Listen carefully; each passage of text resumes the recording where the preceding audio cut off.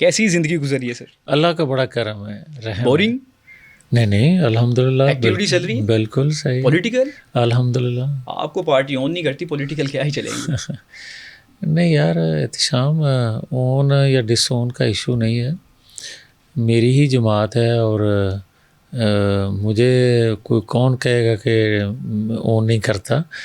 تو یہ ساری ہمیں باتیں کہنے کو ہوتی ہیں، جس طرح کہ آپ کو کچھ ملا نہیں، بھائی میں نے مانگا کچھ نہیں تو مجھے ملنا کیا ہے. نہیں، آپ کی جماعت ہے، یہ آپ کی خوش فہمی ہے، یہ پارٹی بھی کہتی ہے کہ ابھی آپ کی جماعت ہے. چھوڑیں، میں تو جو کہنا تھا میں نے آپ کو کہہ دیا. نہیں سر، میں یہ کہہ رہا ہوں نا کہ جو آپ کے پرانے ساتھی ہیں وہ کہتے ہیں یار جوید لطیف ایسی باتیں کرتے ہیں، کبھی شو کاز بھجوا دیتے ہیں. کیوں پسند نہیں کرتے آپ کو؟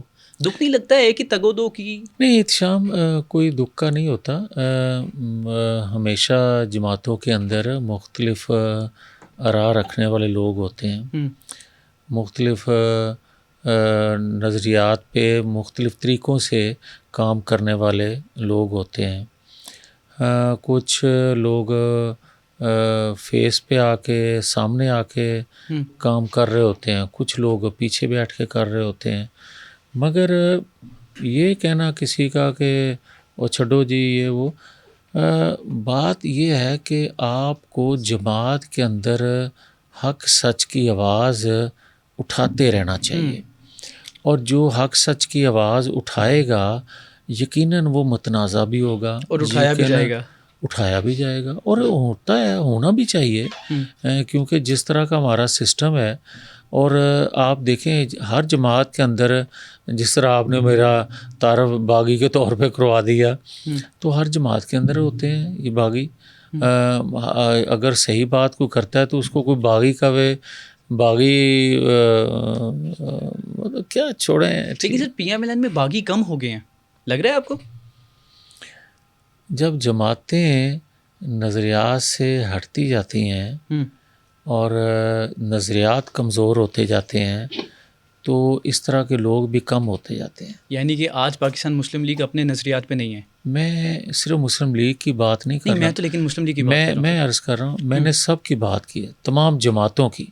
تمام جماعتوں کے اندر نظریات کی کمزوری نظر آ رہی ہے. لیکن مسلم لیگ میں کتنی کمزوری ہے سر؟ اتنی ہی جتنی باقی جماعتوں میں ہے. یعنی کہ نظریات والے لوگ سائڈ پہ کر دیے گئے ہیں. نہیں، احتشام اس کی وجہ یہ ہے کہ آج آپ ماحول دیکھیں پاکستان کا. آج آپ ایک محدود جمہوریت، محدود آئین، محدود عدلیہ، محدود انصاف، محدود ظلم، مطلب سارا کچھ چیزیں سکڑ کے رہ گئی ہیں. اور اسی طرح سیاسی کارکن بھی جو ہے، آپ نے نرسری ختم کر دی. کبھی ہوتا تھا اسٹوڈنٹ یونینوں سے نرسری، کبھی مزدور یونینوں سے، کبھی بلدیاتی انتخابات ہوتے تھے. آج وہ سارے ادارے ختم ہو کے رہ گئے. مشرف سے مشکل ٹائم ہے یہ؟ نہیں، مشرف سے آپ مشکل اس تناظر میں نہیں کہہ سکتے کہ جو مشرف نے ریاست کے ساتھ کیا یا آئین کے ساتھ کیا یا سیاسی ورکر کے ساتھ کیا، مگر آپ اس کا تسلسل کہہ سکتے ہیں سسٹم کا، کہ سسٹم اس طرح آزادانہ کام نہیں کر پا رہا. اور پھر آوازیں نکلتی ہیں کہ سسٹم بیٹھ گیا. سسٹم نہیں بیٹھتا. جو اس کو لیڈ کرنے والے ہوتے ہیں، حکومتیں وقت ہوتی ہیں، وہ اگر پرفارم نہیں کرتی تو آپ سسٹم کو بیٹھنا یا سسٹم کی ناکامی اس کو نہیں کہہ سکتے. میں اس لیے کہہ رہا ہوں کہ مشرف کے زمانے میں آپ کو پتہ بھی ہے میں اسٹیٹمنٹ دوں گا میرے گرفتار ہو جاؤں گا، میں گھر بھی نہیں جاؤں گا، پھر بھی نظریات پہ کھڑے لوگ اسٹیٹمنٹ دے رہے تھے. ہم نظریات کی بات کر رہے ہیں، تو آج اگر اسٹیٹمنٹ نہیں دی جا رہی اس کا مطلب مشرف کا دور جو تھا وہ اتنا مشکل نہیں تھا جتنا یہ مشکل ہے. دیکھیں، وہ میں نے یہ کہا نا کہ تسلسل ہے. مشرف کے دور میں زیادہ مصیبتیں لوگوں نے اٹھائیں یا زیادہ پابندیاں تھیں. 2018 میں آ کے یہ پھر کسی اور طریقے سے لوگوں کو کنٹرول کیا گیا. پابندیاں اسی طرح تھیں یا پابندیاں وہی تھیں، آزادی سلب وہی تھی، مگر طریقہ کار مختلف تھا. تو میں سمجھتا ہوں 2018 سے شروع ہونے والا سلسلہ آج بھی کوئی ختم نہیں ہوا. اچھا سر، پارٹی آپ کو کہتی باغی، جب وہ آپ نے پاکستان کھپے والا نعرہ نہیں لگائیں گے، پارٹی کے اندر والے لوگوں نے کہا کہ آپ باغی ہیں، لیکن باہر والوں نے کہا آپ غدار ہیں. آپ بتائیں کہ آج جاوید لطیف وہ اسٹیٹمنٹ دیکھتا ہے تو خود کو باغی سمجھتا ہے یا غدار سمجھتا ہے؟ دیکھیں، نہ میں اس وقت غدار تھا نہ میں اس وقت باغی تھا. میں اس وقت بھی بات ٹھیک کہہ رہا تھا کہ یہ کسی کو اختیار نہیں ہے، کسی کو اختیار نہیں ہونا چاہیے کہ وہ کسی کو کہے کہ میں اس کو قتل کر دوں گا، میں اس کو سمیش کر دوں گا. یہ کس نے اس کو اختیار دیا؟ تو میں نے اس پہ بات کی تھی، وہ جو کی تھی اس پہ آج بھی کھڑا ہوں. لیکن سر فرد واحد نے بات کی، آپ پاکستان داؤ لگانے کی بات کر رہے ہیں. نہیں وہ فرد واحد تھا نا. نہیں، وہ بات اس وقت بھی اس طرح نہیں ہوئی تھی. بات اس وقت بھی جو کی گئی تھی، میں نے یہ کہا تھا کہ ہم یہ نہیں کہیں گے کہ بے نظیر بھٹو کا قتل ہو جائے اور ہم کہیں پاکستان کھپے کہ اقتدار چاہیے. ہم یہ کریں گے کہ اگر خدا نخواستہ ایسا ہوا تو ہم ان کو کٹہرے میں لے کے آئیں گے. بات تو یہ تھی. نہیں سر، اس کا مفہوم تو یہ ہے نا کہ پاکستان زندہ باد نہیں ہم کہیں گے. نہیں، یہ بات غلط ہے. دیکھیں، میرے نزدیک کوئی بھی سیاسی کارکن یا سیاسی جماعت کا کوئی ممبر جو ہے یہ تصور بھی نہیں کر سکتا کہ خدا نخواستہ پاکستان کے متعلق کوئی بات کرے. جس طرح کہ میں آج بھی بات کہتا ہوں کہ کشمیر کے اندر جو آوازیں آپ کو آج سننے کو مل رہی ہیں وہ کبھی بھی پاکستان کے غدار نہیں تھے، نہ ہیں. مگر آپ نے جس طرح فیصلے کیے 2025 میں، آپ نے ان لوگوں کے ہاتھوں ایک عوامی ایشوز کو حل کروایا جو کبھی بھی پاکستان کے ساتھ مخلص نہیں تھے. وہ مسلح جتھے تھے. مسلح جتھوں کی ذریعے عوامی فیصلے بھی یا عوامی حمایت یا عوامی کو ریلیف دینے کے لیے بھی آپ جب کریں گے تو لوگ ان کے ساتھ جڑیں گے. تو جوائنٹ ایکشن کمیٹی غدار نہیں ہے؟ دیکھیں، جوائنٹ ایکشن کمیٹی کے سارے لوگ غدار نہیں ہیں.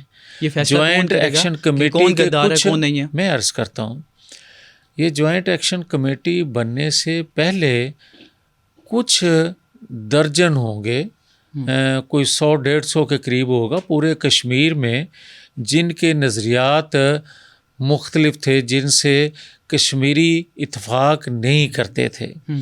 مگر جب وہ عوامی ایشو پہ ایکٹیو ہوئے اور انہوں نے لیڈنگ رول لے لیا اس احتجاج کا، تو آپ نے ان کے ذریعے آٹا سستا، ان کے ذریعے بجلی سستی جب کی تو لوگ ان کو اپنا مسیحا سمجھنے لگے، جبکہ اس وقت سول سیٹ اپ موجود تھا. اگر آپ نے عوام کے لیے کوئی ریلیف دینا تھا جو کہ دینا چاہیے، اس وقت کی حکومت کے ذریعے دیتے تو آج آپ کو یہ جتھے چند لوگ نظر آتے، ان کے ساتھ عوام نظر آپ کو نہ آتی. نہیں سر، خواجہ آصف کی اسٹیٹمنٹ کہ ان کو رو فنڈنگ کرتا ہے، تو سر اس طرح کی اسٹیٹمنٹس بھی انتشار تو پیدا کرتی ہیں. دیکھیں، ایک وقت تھا جو کہ میں نے کہا کہ اس وقت فیصلہ سازوں کو سوچ سمجھ کے فیصلے کرنے چاہیے تھے جو کہ نہ کیے گئے. اگر ان سے انجانے میں بھی ایسے کوئی فیصلے ہوئے ہیں تو ان کو اعتراف آج بھی پبلکلی کر لینا چاہیے تاکہ نوجوانوں کو گمراہ کرنا آسان نہ ہو. مگر جو آج آپ خواجہ آصف کی بات کو کوٹ کر رہے ہیں، بھائی بات یہ ہے کہ آج ایک حقیقت ہے جس کو کوئی مانے یا نہ مانے کہ بلوچستان کے اندر کچھ تنظیمیں ایسی ہیں جن کو فنڈنگ جو ہے پاکستان مخالف قوتیں کر رہی ہیں. اسی طرح کچھ ایسے عنصر موجود ہیں کشمیر کے اندر بھی جن کو فنڈنگ پاکستان مخالف قوتیں کر رہی ہیں. اگر ان کا آپ ذکر کریں گے تو کوئی غلط نہیں کر رہے، ان کو آپ طاقت کے ذریعے ہی کچل سکتے ہیں آج کے حالات میں. مگر ان سے آپ مذاکرات ہمیشہ کرتے رہتے ہیں جو پاکستانی ہیں، جو کشمیری ہیں. ان کو اگر آپ غدار کہیں گے ان کے کسی ایکٹ کی وجہ سے یا ان کے کسی احتجاج کی وجہ سے، وہ غلط ہے. آپ ہر ایک کو غداری کا سرٹیفکیٹ نہ دیا کریں، یہ بات غلط ہے. وہ میں ہوں یا کوئی اور. سرٹیفکیٹ بانٹتا ہے سر؟ یہ کون دیتا ہے سرٹیفکیٹس؟ دیکھیں، وہ کسی سول سیٹ اپس کے کسی بندے کے منہ سے بھی نکل سکتا ہے، جس طرح کہ آپ کوٹ کر رہے ہیں. نکلنے سے ہو جاتا ہے؟ میری بات سنیں نا، کیا میرے ساتھ جو کچھ ہوا تھا مجھے غدار نہیں بنایا گیا تھا؟ نہیں آپ تو غدار تھے بھی نا، میرے آپ نے تو پاکستان زندہ باد کو ڈینائی کیا، آپ تو غدار ہوئے نا. نہیں اس طرح یہ آپ کی اپنی پارٹی کے لوگ کہہ رہے ہیں، میں نہیں کہہ رہا. اچھا نہیں، اندر کے لوگوں نے کہا. پھر وہی لوگ تھے نا جنہوں نے آن کے کہا تھا کہ میں بھی جاوید لطیف ہوں. پھر انہوں نے میرے گھر پہ آ کے جب میں گرفتار تھا تو بڑے بڑے جلسوں میں کہا تھا. تو یہ بات کسی اور تناظر میں نہ لی جائے، نہ کوئی کسی وقت کسی کا اپنا جسم کوئی وزن اٹھا سکتا ہے، کوئی کمزور ہوتا ہے تو کمزور بات کر لیتا ہے، کوئی اللہ حوصلہ دیتا ہے تو وہ تکڑی بات کر لیتا ہے. آپ نے کمزوری کی حالت میں کہی یا پھر اپنا بہادری کی حالت میں کہی؟ میں ہوں تو کمزور آدمی، مگر میں نے بات جو کی تھی وہ اپنے ضمیر کے مطابق کی تھی، اور آج بھی اپنے ضمیر کی آواز پہ کھڑا ہوں. میں سمجھتا ہوں جو ریاست کے مفاد میں چیز نہیں ہوتی وہ کوئی بھی فیصلہ کرے اس کا ریاست ماں کے جیسی. پھر بچوں کا کام ہوتا ہے اس پہ بات کرنا، نہ کہ خاموش طاقت کی وجہ سے، ڈر کی وجہ سے خاموش ہو کے آپ ریاست کو نقصان پہنچاؤ، اس ماں کو نقصان پہنچاؤ جس کو آپ ماں سمجھتے ہیں. تو میں سمجھتا ہوں کہ ہر ایک کو اپنا حصہ اپنے وہ کی کہتے ہیں نا جسے کے مطابق ادا کرنا چاہیے.